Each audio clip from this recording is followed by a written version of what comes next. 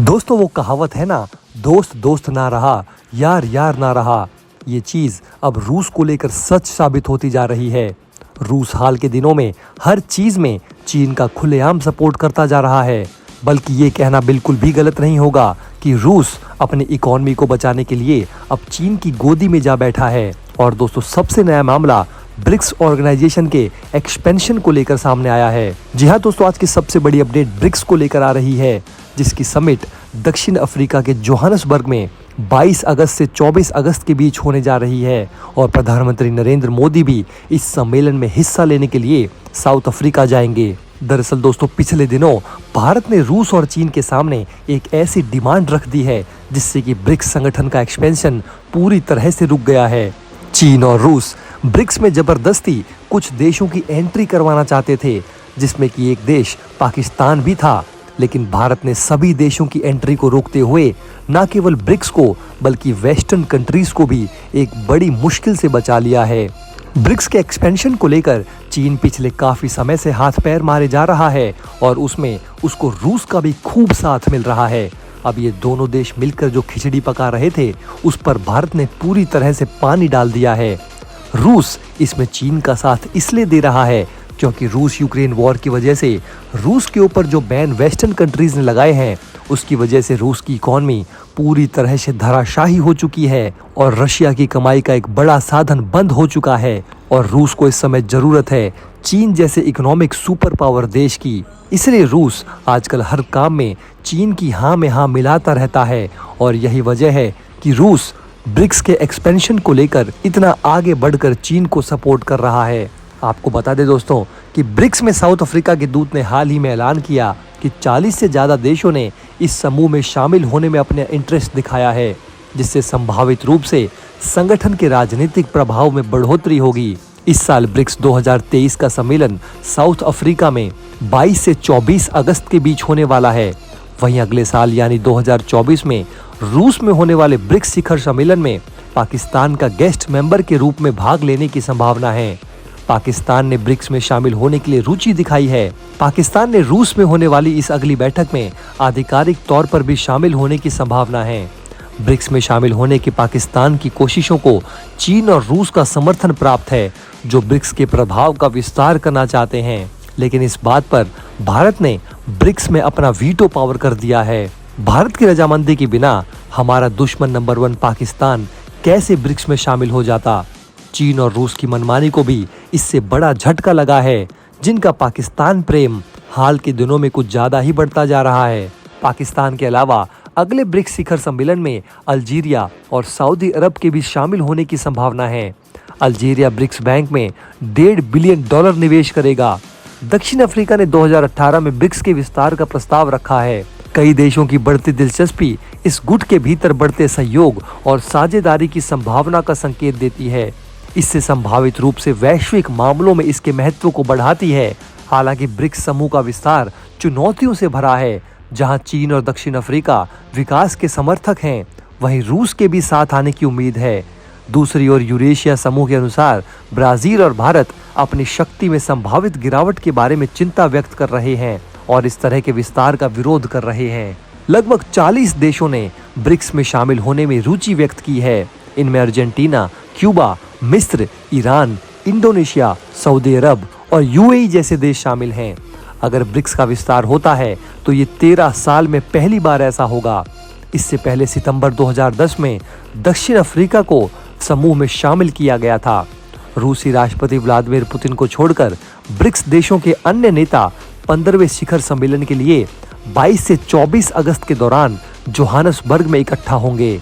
लेकिन दोस्तों जिन 40 देशों के ब्रिक्स में शामिल होने की संभावना जताई जा रही है उन सभी पर भारत ने रोक लगा दी है, क्योंकि दोस्तों इसमें चीन और रूस पूरी तरह से अपनी मनमानी कर रहे थे और भारत, साउथ अफ्रीका और ब्राजील की अनुमति के बिना ही ये दोनों देश अपनी मनमानी चलाकर ब्रिक्स का एक्सपेंशन करना चाहते थे।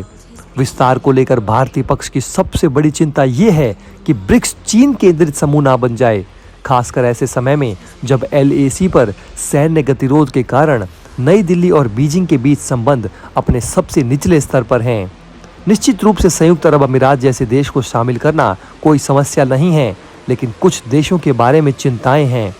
ब्रिक्स के विस्तार की चर्चा पिछले साल से जोर पकड़ रही है, लेकिन भारतीय पक्ष ने उन बदलावों पर ध्यान केंद्रित करने की मांग की जो समूह को अधिक मजबूती और सुसंगतता प्रदान करेंगे।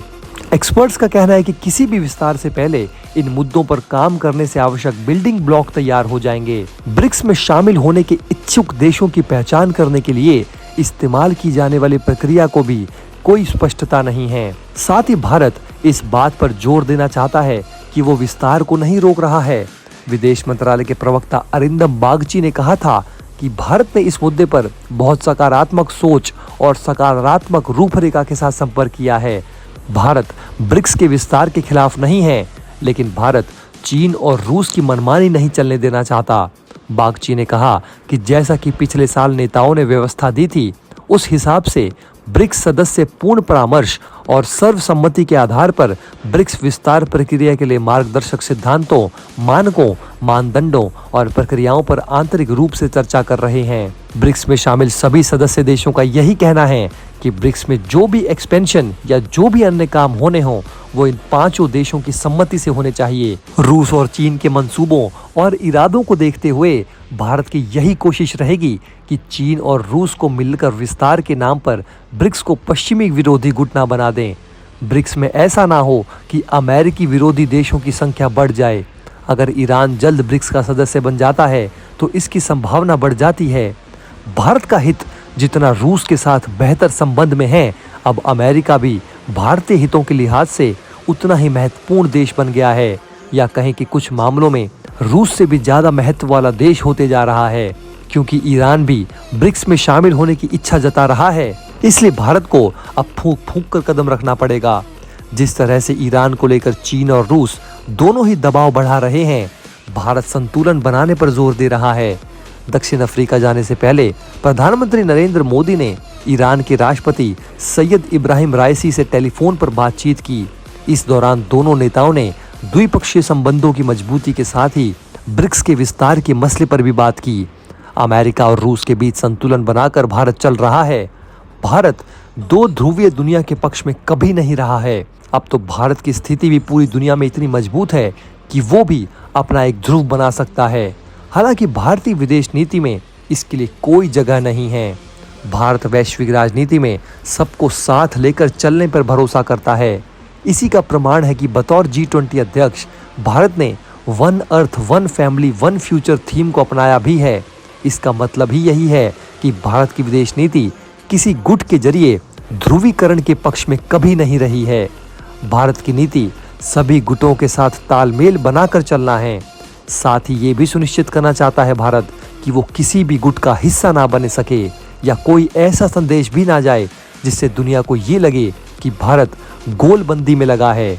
ब्रिक्स की अहमियत तो देखते हुए जब पूरी दुनिया की नज़र इसी पर टिकी है कि जब 22 से 24 अगस्त के बीच सदस्य देशों के राष्ट्र प्रमुख जोहानसबर्ग में जुटेंगे, तो ब्रिक्स के नए प्रारूप को लेकर क्या घोषणा होगी। इतना तो तय है कि भविष्य में ब्रिक्स के विस्तार से वैश्विक व्यवस्था यानी कि ग्लोबल ऑर्डर में महत्वपूर्ण बदलाव होने जा रहे हैं, और भारत इन सब के बीच एक सबसे बड़ी शक्ति बनकर उभरने वाला है। इस पूरे वीडियो के बारे में दोस्तों आपकी क्या राय है, हमें नीचे कमेंट बॉक्स में कमेंट करके ज़रूर बताइए। साथ ही साथ दोस्तों वीडियो को लाइक और चैनल को सब्सक्राइब भी ज़रूर करें। मिलते हैं दोस्तों आपसे अगले वीडियो में। जय हिंद।